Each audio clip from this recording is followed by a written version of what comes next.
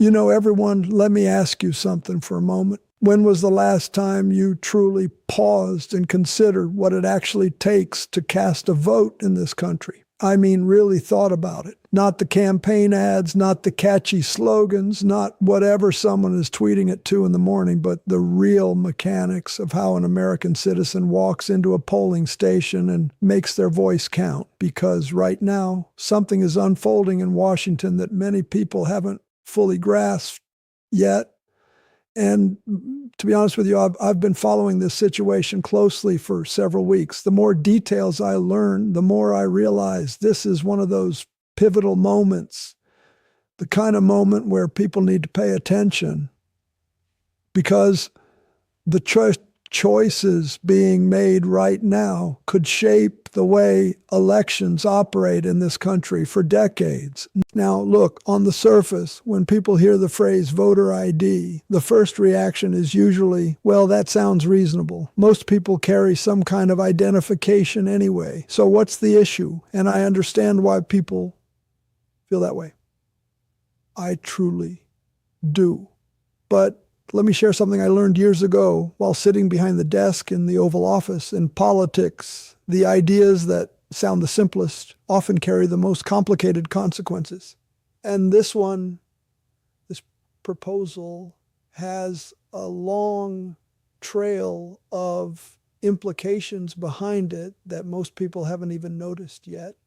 We're talking about something called the Save America Act. We're talking about a president who just yesterday, March 8, 2026, announced he would refuse to sign any piece of legislation, not a single one, until this bill becomes law. And we're not just discussing a requirement to show identification at the polls. The proposal goes much further than that. It includes proof of citizenship requirements, severe restrictions on mail-in voting, criminal penalties aimed at election workers, and even provisions related to transgender issues added into what is supposed to be an election integrity bill. Now, I have seen my share of political battles over the years, but when a sitting president says the entire legislative agenda of the United States government will stop unless one bill passes, especially a bill that currently lacks the votes to clear the Senate, that's not ordinary governing. That's something else. And whatever name you choose to give it, it deserves serious attention. So stay with me here, because the situation is bigger than it might first appear. To understand where things stand today, we need to look at how this started. The origins trace back to a congressman from Texas, Chip Roy, who first introduced the SAVE Act, the Safeguard American Voter Eligibility Act. The House passed that legislation in April of 2025. At first glance, it sounded straightforward. Require proof of citizenship before someone can register to vote in federal elections. But the bill stalled once it reached the Senate. Lawmakers began asking important questions about who the policy would affect and whether the problem it claimed to address actually existed on the scale being described. Take Georgia as an example, one of the most fiercely contested states in recent election cycles. Before the 2024 election, the state conducted an audit of its voter registration rolls. Out of 8.2 million registered voters, they found 20 non-citizen registrations, and only 9 of those individuals actually cast ballots, 9 votes out of millions. That's not a widespread crisis. Statistically speaking, it's barely measurable. But the proposal returned early 2026 with a new name, the Save America Act. Lawmakers added a new requirement for photo ID on Election Day and pushed the bill through the House again on February 11th with a vote of 218 to 213. Only one Democrat supported it. Then, just 2 days later, on February 13th, President Trump announced that voter ID would be implemented for the upcoming midterm elections, whether Congress approved it or not. He even suggested the possibility of an executive order. Keep that detail in mind because it becomes important later. The pressure continued to build. During the State of the Union address on February 24th, the president strongly promoted the bill. Then came March 8th, the ultimatum. No legislation will move forward. Nothing will be signed until this bill clears the Senate. But here's something many people overlook. Polling shows that around 83% of Americans generally support the concept of voter ID. The strategy behind the bill seems to rely on that number. The expectation is that people will hear the phrase voter ID and stop asking further questions. But the real story lies in the gap between the simplicity of that phrase and the complexity of what the legislation actually contains. So let's examine what is really inside this bill. Under the Save America Act, every person registering to vote must provide documentary proof of citizenship. That proof could include a valid U.S. passport, a birth certificate paired with photo identification, a military ID, along with service records, or a real ID that specifically indicates citizenship, something only a handful of states currently issue. About half of Americans do not own passports. That's not because people are irresponsible. It's because a passport costs around $130, which many families simply cannot afford to spend. And birth certificates, ask an elderly woman born in a rural area decades ago if she can easily locate the original document. On Election Day itself, voters must present photo identification at the polling location. If they do not have it, they can cast a provisional ballot, but must return within 3 days with proper ID. 3 days might not sound like much, but for someone elderly or without reliable transportation, that requirement can become a major barrier. And the bill doesn't stop there.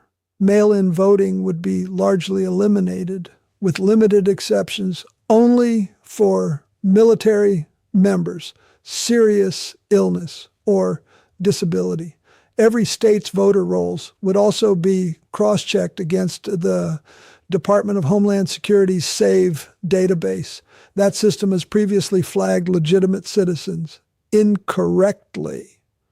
Election workers would face criminal penalties, including potential prison sentences, if they register someone without the required documentation. Instead of encouraging diligence, that kind of threat can make officials fearful and overly cautious. Then there is the part that surprised many observers. The White House pushed to add provisions banning gender-affirming medical care for minors and restricting transgender athletes from competing in sports inside a bill about voting. Those provisions have nothing to do with election administration. Now let me speak from experience about what it means to hold the responsibility of that office. When President Trump posted on Truth Social on March 8th, saying he would not sign any legislation until the Save America Act passed, he made clear he wanted the full bill, no compromises, no partial version. Using presidential influence to negotiate legislation is not unusual. I've done it myself. During the government shutdowns in 1995 and 1996, when I was working with Newt Gingrich, we had serious disagreements, but we were negotiating. Both sides understood the government had to keep functioning. What we are seeing now feels different. This is less like negotiation and more like a blockade. The message coming from the White House is that nothing else matters, not economic policy, not defense, not infrastructure, until the single bill passes exactly as written. And the pressure isn't just directed at Democrats, it is also aimed at Republicans. The president urged Senate Majority Leader John Thune to push the bill through using a procedural maneuver that would require only 51 votes instead of the usual 60. To his credit, Thune resisted. On February 26th, he stated that the Senate conference was not unified and effectively ruled out that approach. But perhaps the most concerning statement came earlier. On February 13th, Trump said voter ID would happen whether Congress approved it or not. Courts had already blocked a similar executive order in 2025, ruling it exceeded presidential authority. When a president suggests acting with or without Congress, that should raise serious questions. Behind every policy detail in this bill are real people whose lives would be affected. Millions of married women changed their last names after marriage. Their birth certificates show one name while their driver's licenses show another. Under strict documentation rules, that difference could become a barrier to voting. College students registering at campus addresses far from our dorm may not have immediate access to their birth certificates. Elderly citizens born in rural areas decades ago may never have had formal documentation issued. Americans living abroad, adopted citizens with complex records, low-income families unable to afford passports, transgender individuals whose documents may not match their identity. All of them could face obstacles. In 1993, I signed the National Voter Registration Act, often called the Motor Voter Law. The principle was simple. If someone is eligible to vote, the system should make participation easier, not harder. Security was not sacrificed. The door was simply opened wider. But when election officials are threatened with criminal charges for paperwork errors, many will simply err on the side of caution and turn people away. That quiet hesitation can damage democracy more than any isolated instance of fraud. When something doesn't make sense at first glance, it's important to look deeper. And beneath this bill, many analysts see something else at work, a political strategy. The timing is one clue. The bill is being pushed in the spring of 2026, months before the midterm elections in November. Historically, the party in power often loses seats during midterms. If turnout patterns change, so can election outcomes.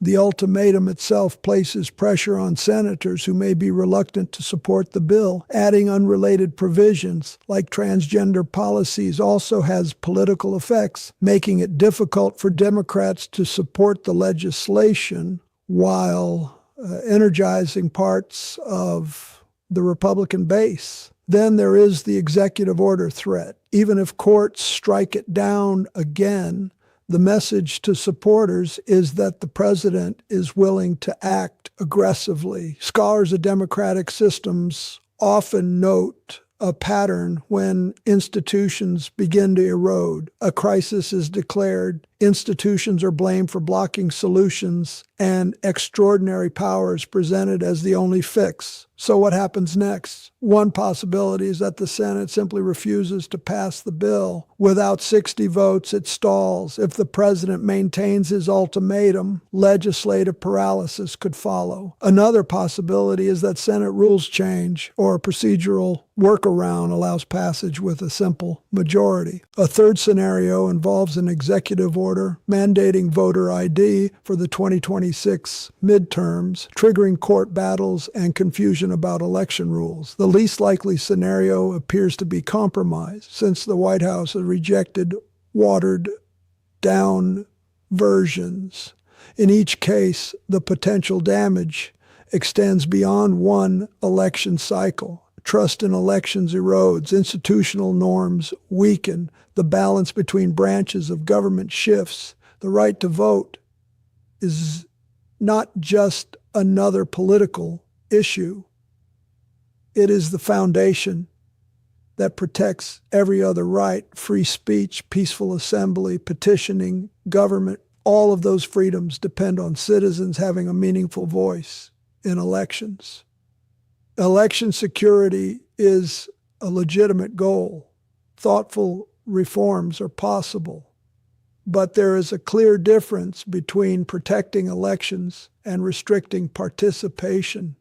When a bill removes mail voting for millions, threatens election workers with prison, requires documents many citizens do not possess, and includes unrelated policy measures, and when the government halts its entire legislative process until that toma derecho que bill passes, the conversation shifts from reform to control. Democratic norms survive not simply because they are written in laws, but because leaders choose to respect them. Once that commitment fades, the system begins to unravel slowly. decision by decision. That is why conversations like this matter. Citizens paying attention has always been the safeguard. Throughout American history, there have been moments when the system was pushed to its limits. After Reconstruction, during the Civil Rights Movement, after Watergate, each time public engagement helped restore balance. It can happen again, but only if people stay informed and speak up. Contact your representatives. Discuss these issues with your neighbors. Don't allow complex policies to pass unnoticed simply because they are summarized in a few familiar words, because the people promoting this bill are counting on silence. They are counting on voters hearing the phrase voter ID and moving on without reading the details. Don't give them that advantage. At the end of the day, this isn't about left versus right. It's about whether we still believe that in America, every citizen's voice deserves to be heard.